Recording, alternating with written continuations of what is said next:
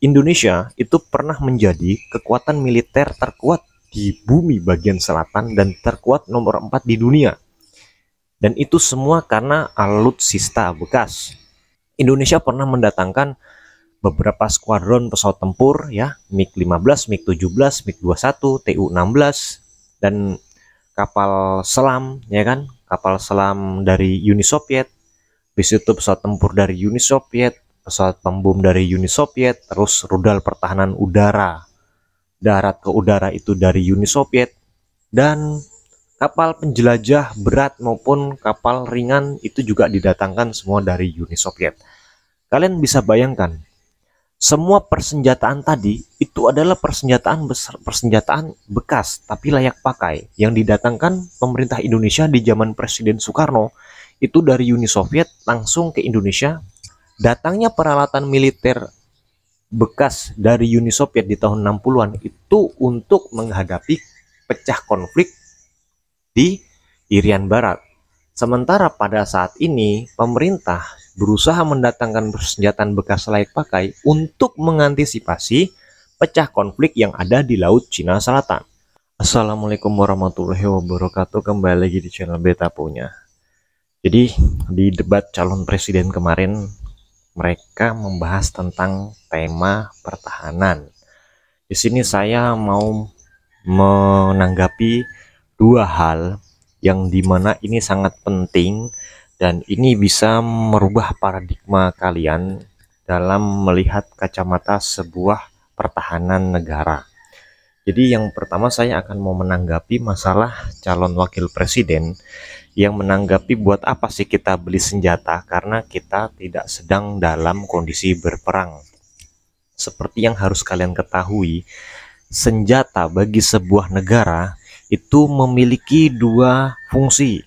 Fungsi pertama yang paling penting itu adalah sebagai alat untuk mempertahankan diri jika kondisi suatu negara menjadi kondisi perang. Contohnya seperti di Ukraina atau di Gaza atau di Irak ya, pada saat diserang oleh Amerika. Jadi itulah fungsi sebuah senjata bagi negara sebagai alat untuk mempertahankan diri. Nah, fungsi kedua, senjata itu memiliki fungsi untuk diplomasi.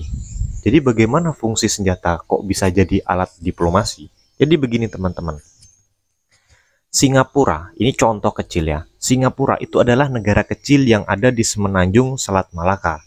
Yang dimana negara ini luasnya tidak lebih besar daripada ibu kota Jakarta. Akan tetapi dia memiliki senjata-senjata mulai dari angkatan darat, angkatan laut hingga angkatan udaranya yang sangat mutakhir. Padahal dia negara kecil dan kondisinya dia tidak sedang dalam berperang. Kenapa dia membeli senjata atau memiliki senjata yang sangat modern dan termutakhir dibandingkan senjata-senjata yang dimiliki Indonesia maupun Malaysia? Karena Singapura sadar dia adalah negara kecil yang ada di kawasan semenanjung Malaka atau Selat Malaka, yang dimana dia diapit oleh dua negara besar yaitu Indonesia dan Malaysia. Jadi ketika dia memiliki senjata yang lebih kuat daripada yang dimiliki Indonesia dan Malaysia, Singapura memiliki bargaining position atau memiliki daya tawar yang artinya begini. Dia ingin memperlihatkan kepada negara-negara tetangganya bahwa kalian tidak boleh macam-macam dengan saya, walaupun saya negara kecil, senjata saya jauh lebih hebat daripada senjata yang kalian miliki. Itulah fungsi dari sebuah senjata, kenapa senjata itu penting bagi sebuah negara, dan senjata itu wajib dimiliki oleh setiap negara, walaupun dalam kondisi tidak berperang. Terus yang selanjutnya, fungsi diplomatik dari sebuah senjata. Jadi gini teman-teman. Pada tahun 1960-an, Indonesia itu sedang berkonfrontasi dengan Malaysia. Kalian pasti tahu dalam sejarahnya Indonesia pernah berperang melawan Malaysia. Nah, pada saat itu Presiden Soekarno itu memerintahkan salah satu senjata yang dimiliki Indonesia yaitu Tu-16 Badger atau pesawat pembom super berat di zamannya. Itu terbang dari arah Indonesia menuju ke Australia secara tidak diketahui oleh radar dan membuang pakaian bekas dan makanan-makanan makanan-makanan produksi Indonesia. Tujuannya untuk memperlihatkan kepada Australia bahwa pesawat kami bisa memasuki ke dalam ruang wilayah udara Australia tanpa diketahui dan menjatuhkan makanan-makanan atau sampah-sampah di negara Australia. Dan setelah itu pesawat Indonesia kembali ke Indonesia. Tujuannya apa? Tujuannya untuk memperingatkan negara tetangga agar tidak ikut campur dalam konfrontasi Indonesia dengan Malaysia. Itulah fungsi diplomatik dari sebuah senjata bagi negara. Nah, kalian juga harus paham teman-teman ya. Senjata itu bukan hanya sebagai alat diplomasi, alat mengancam, dan alat untuk mempertahankan diri. Tapi dengan sebuah senjata, negara itu bisa disegani oleh negara lain. Ya contohnya yang saat ini kalian bisa lihat salah satunya adalah Korea Utara. Padahal secara ekonomi Korea Utara itu ya paling miskin di semenanjung Asia bagian timur dibandingkan Cina, Jepang maupun Korea Selatan. Akan tetapi dia memiliki senjata yaitu nuklir. Nuklir lah yang menjadi alat bargaining position atau alat daya tawarnya dalam kancah perpolitikan internasional. Itulah pentingnya sebuah senjata. Jadi kalau misalnya ada salah satu calon wakil presiden mengatakan kita tidak perlu beli senjata karena kita tidak dalam kondisi berperang, tidak juga seperti itu teman-teman, ya kan? Sama seperti halnya jangan kita kehujanan baru kita beli payung, tapi persiapkanlah payung sebelum turunnya hujan. Oke, itu tanggapan saya yang pertama. Kedua, tanggapan salah satu calon presiden yang mengatakan kita punya ratusan triliun dan kita membeli alutsista, alat utama sistem persenjataan itu bekas.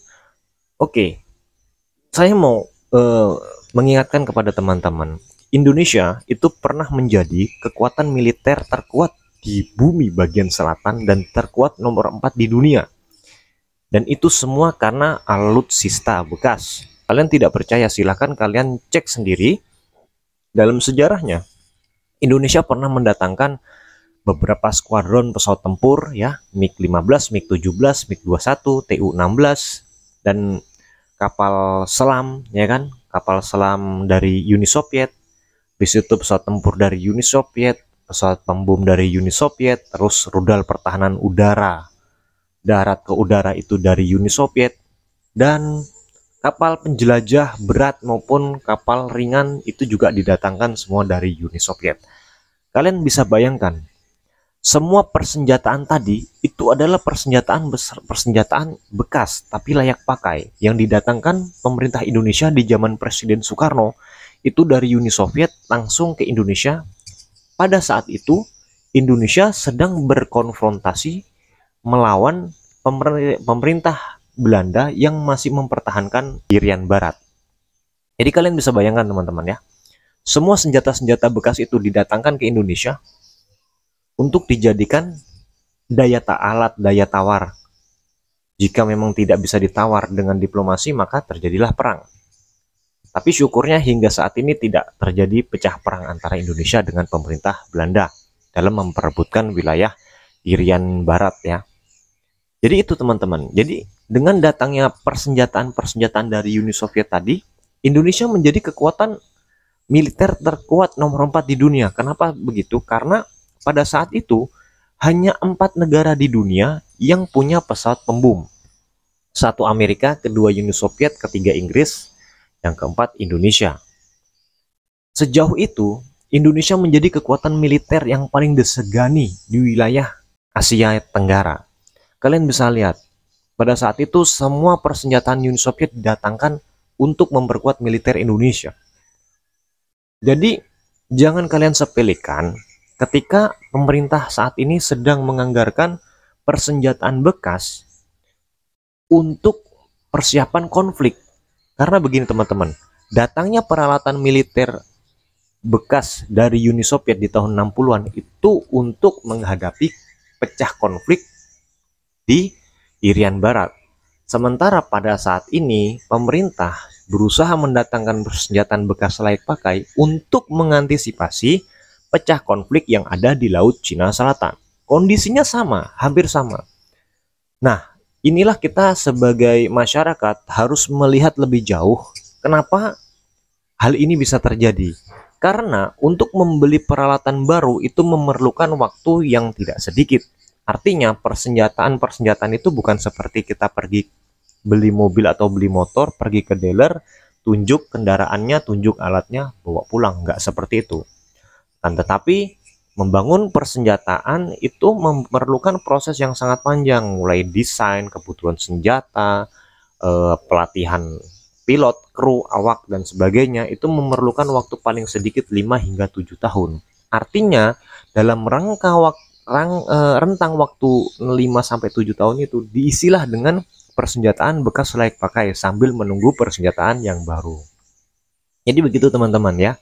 Jadi semoga video ini bisa mencerahkan pola pemikiran kalian bahwa ini bukan tujuannya pro ke A, pro ke B, tidak. Tetapi ini yang perlu digarisbawahi bahwa setiap negara itu memiliki perhitungannya masing-masing dalam memperkirakan eskalasi sebuah konflik antar negara, bahkan di suatu kawasan wilayah di sebuah negara seperti itu teman-teman. Oke, itu saja teman-teman. Ingat sekali lagi saya disclaimer, ini tidak mendukung salah satu pasangan calon ya, akan tetapi saya hanya berusaha mengedukasi bahwa dalam pengadaan alutsista itu pertimbangannya banyak dan pasti ada tujuan terpenting, yaitu adalah menjaga wilayah kedaulatan negara Republik Indonesia. Oke, terima kasih teman-teman kalian sudah menonton. Wassalamualaikum warahmatullahi wabarakatuh.